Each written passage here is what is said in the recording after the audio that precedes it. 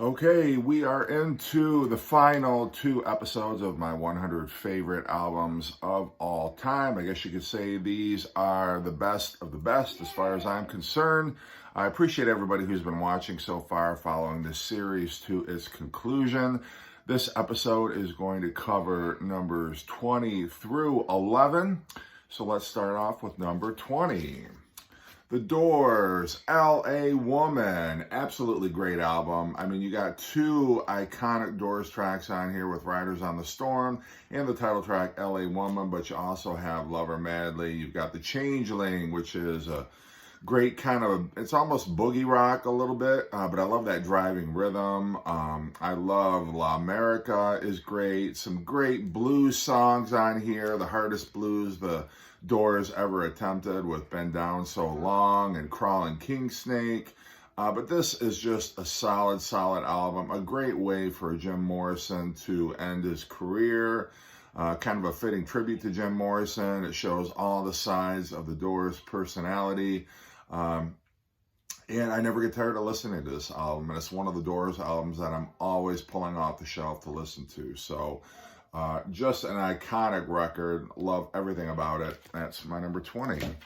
Number 19. You guys know what a huge fan I am of this artist. And this is one of the greatest double albums of all time. Elton John, Goodbye Yellow Brick Road. My favorite Elton John song of all time is Funeral for a Friend, right into Love Lies Bleeding. And then you've got Candle in the Wind, Benny and the Jets. I mean, are you kidding me? Already that's how this starts off. It's so strong. Goodbye Yellow Brick Road. The song has no title. I love some of the deeper tracks on here too, which don't get a whole lot of attention. I like Gray Seal.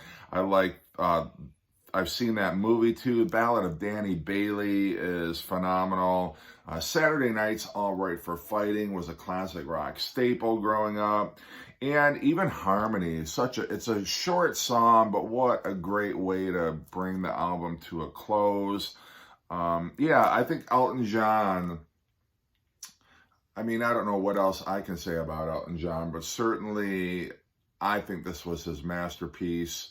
It never quite got the same for Elton John. He had highs and lows after this, but this is everything that I love about Elton John. And I can't even believe that he'd already put out an album in 1973 before this with Don't Shoot Me.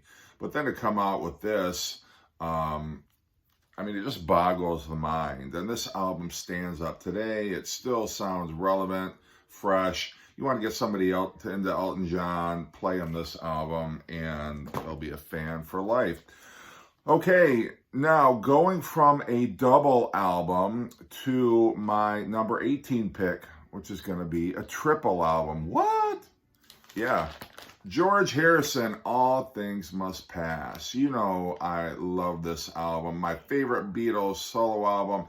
Probably the best Beatles solo album out of any of the four Beatles. This was his first album released post-breakup, and a lot of these songs he had demoed either during the White Album sessions or Let It Be, or had hanging around since Abbey Road, and it's sort of been stockpiling these because he could never get enough cuts on a Beatles album, and so he had all these phenomenal leftover tracks.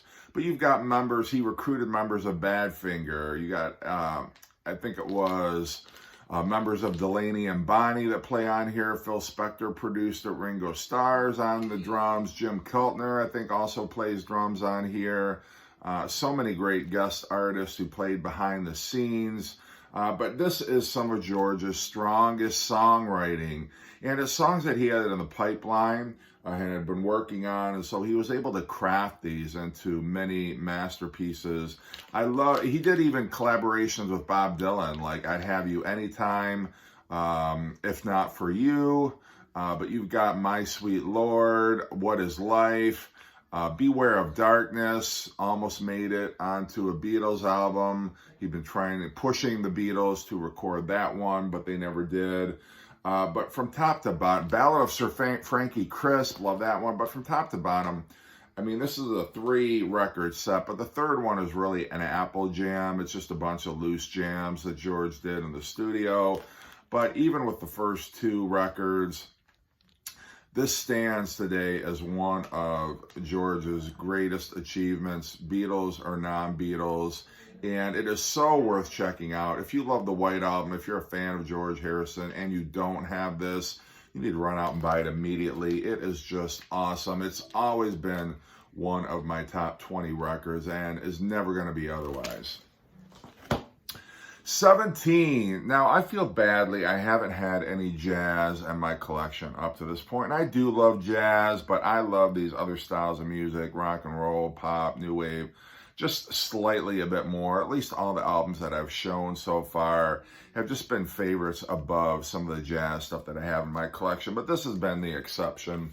This is going to be Miles Davis, Kind of Blue, the first jazz album that I really heavily got into. And I was a DJ back in the day, and I wanted something cool to play during dinner time when most people aren't paying attention, but I didn't want to just throw on Kenny G. I wanted something very cool that might perk people's ears up.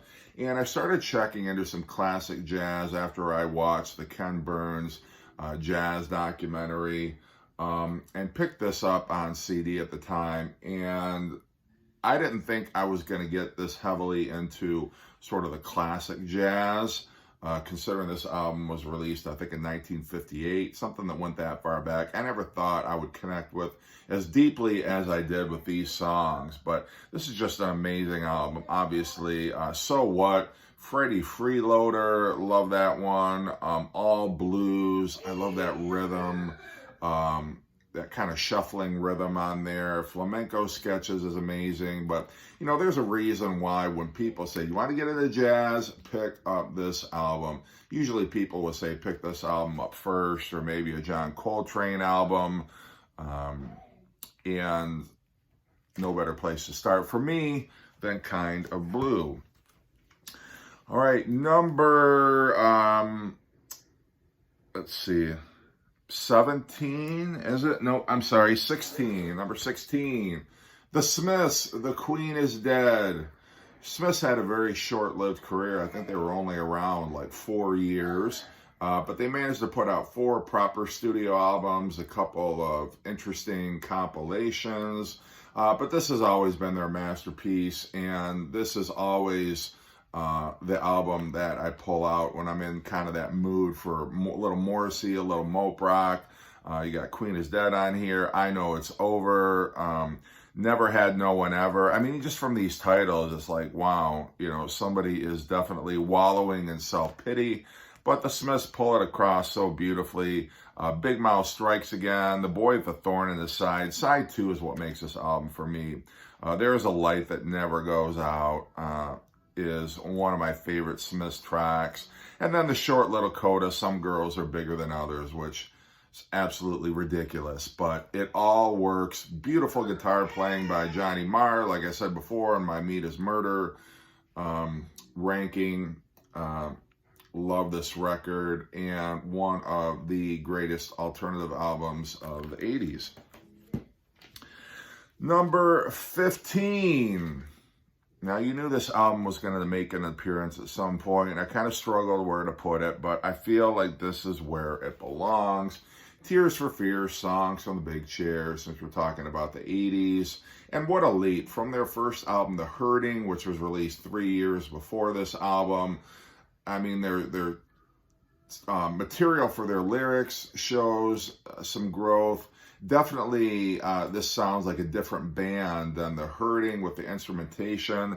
You've got Shout, which was released as a single, but then right into The Working Hour, which sounds like Sade or Simply Red or kind of one of those sophistopop bands on here, but it works so well. Everybody Wants to Rule the World, which was a smash single, and then straight into kind of the heavier Mother's Talk. And then we got a little bit of a quieter side too, starting off with I Believe.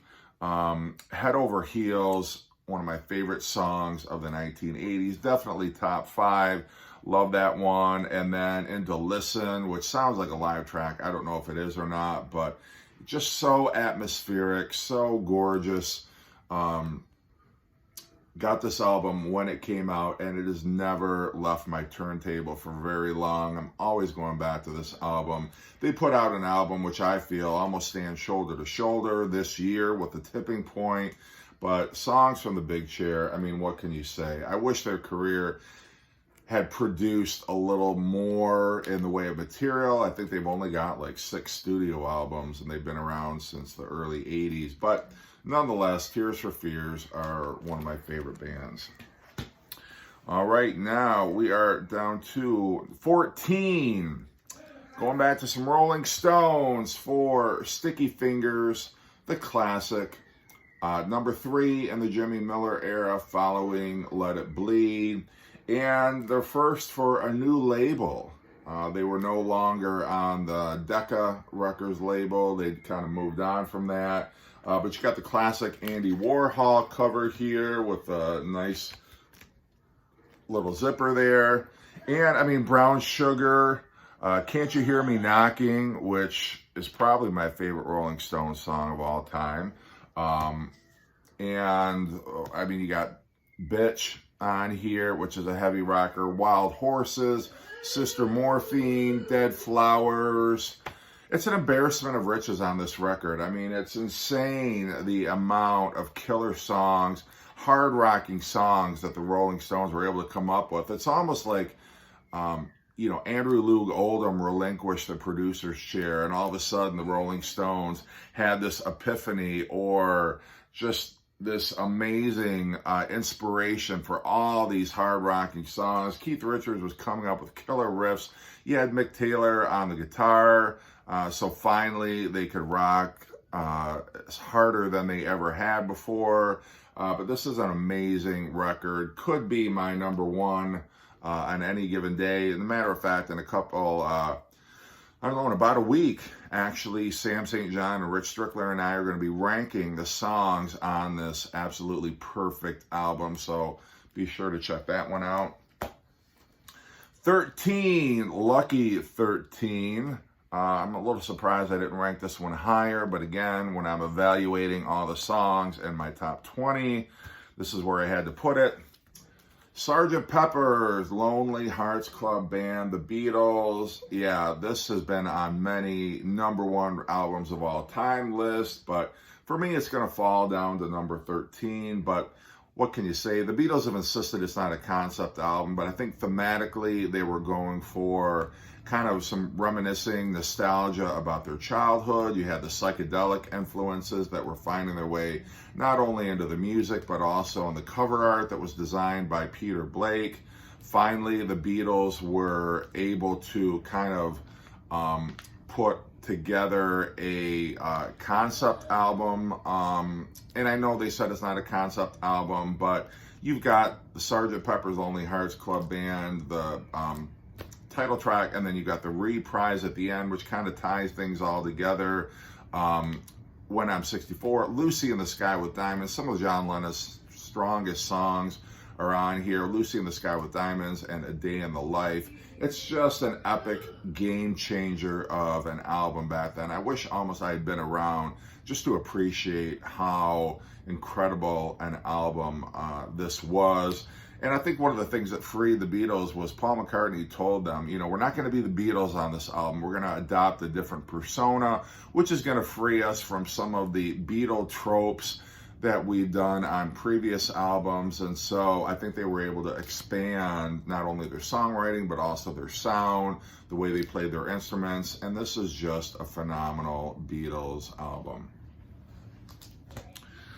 Number 12. Well, how do you top that? Well, I'll tell you what, we're going to go back to the 70s for my next pick. This song was the soundtrack to my youth. My parents played this album to death, wore out the grooves. And there was a time where I was sick of this album. I didn't want to hear it. Like when I was in college, kind of in high school, college, like anytime it would come on, these songs would come on the radio, I turned it off. And then only, I think when I hit my 30s, I'm like, this is a brilliant album. You're crazy for not listening to this album, you know, for almost 2 decades of your life, but I did a rediscovery of it, and man, it is such an amazing album. I'm talking about Rumors by Fleetwood Mac. I love this record. I have such nostalgia for it now. And I mean, why not? Name a weak track off here. Oh Daddy, maybe, if you're going to be a real stickler about your Rumor songs, but everything on here is great. I mean, Don't Stop.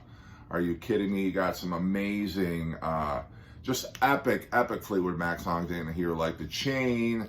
Every single songwriter on here, Stevie Nicks, Christine McVie, Lindsey Buckingham, are just stepping up to the plate and knocking it out of the park. Secondhand News. I mean, it's just incredible. Never Let Me Down, or Never Going Back Again, Never Let Me Down. Never Going Back Again is just a great acoustic Lindsey Buckingham song. I Don't Want to Know, I love that one. Gold Dust Woman, holy crap. I mean, Gold Dust Woman is, for me, like right up there with, you know, Bob O'Reilly, Won't Get Fooled Again, like epic. One of the best things Fleetwood Mac ever released, and this album is a monster. All right, number 11, and I've said all along through my list, some albums are not going to make sense to you, and you're going to be left scratching your head, or it might damage my integrity as a musical YouTuber, but I don't care. These are my favorites, and I'm ranking them accordingly, and I love this record ever since 1981, when my brother bought it, put it on the turntable, and I was jealous because we each got to buy an album by this artist. I bought, at the time, Zenyatta Mondatta, and great album. I thought, this is the perfect Police album, and then my brother put his on the turntable, and I'm like, holy crap. Ghost in the Machine is just such an epic, not only Police album, but just an album from the 1980s. And in the early 80s, listen to what else was on the radio. Listen to some songs by Human League, or Sheena Easton, or Men at Work, or, I mean, maybe Men at Work isn't necessarily fair, but Hall & Oates, okay? And then put this on, and contextually, it just blows your mind that this album was released in 1981. If you had told me there's a lot of synthesizers on here, I probably would have rolled my eyes like, oh, great, cheesy synths. Here we go. It's going to sound like 80s production all over the place. No, it doesn't. As I've made the point on many other videos previously, the use of synthesizers, the use of brass instruments on here is so unique. It's almost got a world music type texture that they adopt using synthesizers, and it's such a dark album. It's like the Police Animals, and its level of darkness, the moodiness, the atmospheric, I mean, Invisible Touch, or not Invisible, yeah, Invisible Touch. Why don't I have any Genesis on my list? I don't know. What, maybe Abacab will be in my top 10. You never know. But no, seriously, Invisible Sun, hard to believe that got played on the radio, as dark a song as that is. But Spirits of the Material World, every little thing she does is magic. Even Hungry for You, with the French lyrics that I never understand what he's saying. Demolition Man with that killer Sting bass lick. But I think side 2 is just as solid. Too much information, the way that it leads off with those horns blasting out of the stereo. Rehumanize Yourself is great. One World Not Three is one of Stuart Copeland's most inventive drumming. I even love stuff like Secret Journey. Darkness, the way that that ends the album is so cool. I love this album. Nobody's going to convince me that this isn't the Police's best album. And no, I don't have Synchronicity in my top 100, so don't be watching for it in my top 10. It's just not there. This is my favorite Police album. And not that Synchronicity's not great, but that side too. I've heard all those songs to death, and I just don't play Synchronicity as much as I do some of these other Police albums. So, that was my next 10. We got the top 10 next. Hard to believe. I'm going to miss you guys when we get to the end of this amazing list. Holy crap, what an endeavor this was, and it wasn't easy at all. But thank you again, everybody, for commenting. Thank you for watching. Thank you for subbing if you're new to my channel. And we'll see you tomorrow.